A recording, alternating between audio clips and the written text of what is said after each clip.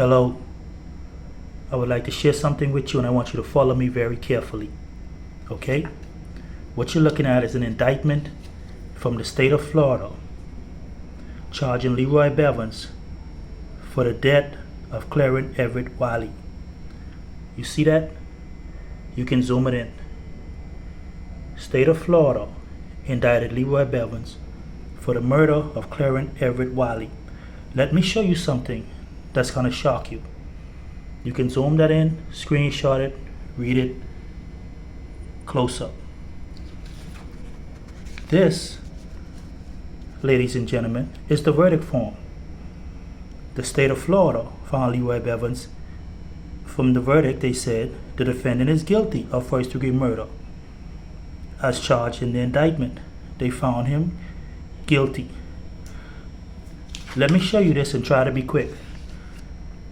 Leroy Bevans then requested from the Florida Department of Law Enforcement a document back on February 24th, 2022. As you can see here, he was indicted and charged when? In 1997. Okay? The trial for which he was found guilty after the indictment was in March of 1999. 20-something years later, he asked the Florida Department of Law Enforcement for some information. So on February 24th, 2022, requesting fingerprint and DNA test results, showing you and being quick, follow me. So by March 2nd, 2022, according to the statute, the Florida Department of Law Enforcement provided Leroy Bevans with several pieces of documents, of which I will share with you. Look at that, okay? You see that? Florida Department of Law Enforcement, the subject Leroy Bevans, the victim Clarence Wiley. The report has reference to items submitted to Florida Department of Law Enforcement officer on April 27, 1998. These are the exhibits. Cutting from the right sleeve of the shirt.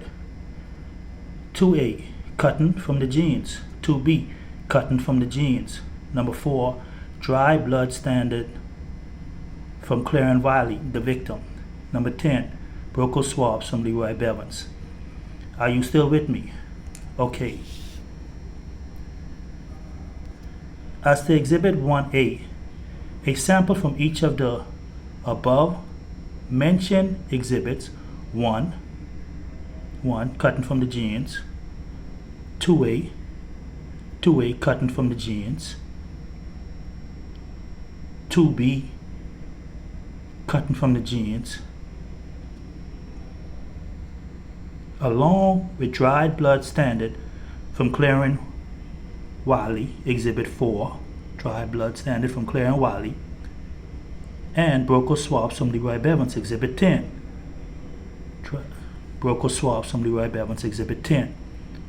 As to these exhibits, were extracted for DNA, amplified by PCR, and developed for 6 genetic markers. The results are as follows. Exhibit 1, 2A, and 2B. 1, 2A, and 2B. The cutting from the right sleeve of the shirt, cutting from the jeans, cutting from the jeans. All these are redacted, right? And this is on Tuesday, March 19, 1998, page 1 of 2. Now let me show you the second page. Okay, you see that? Okay, that would be page 2 of 2. Now let's go back and look at it. What do we see? Exhibit 1, 2A, and 2B. 1, 2A, and 2B. The cutting from the jeans, the sleeve of the shirt, etc. 4 is dry blood from the victim. 10 is the swab from Leroy Bevans, the defendant. The conclusion. Therefore, since no results were obtained from Exhibit 1, 2A, and 2B. You hear that? No result were obtained from Exhibit 1, 2A, and 2B. What is Exhibit 1, 2A, and 2B? Exhibit 1, 2A, and 2B is the cutting from the right sleeve of the shirt, cutting from the jeans, cutting from the jeans. Assuming the victim, right?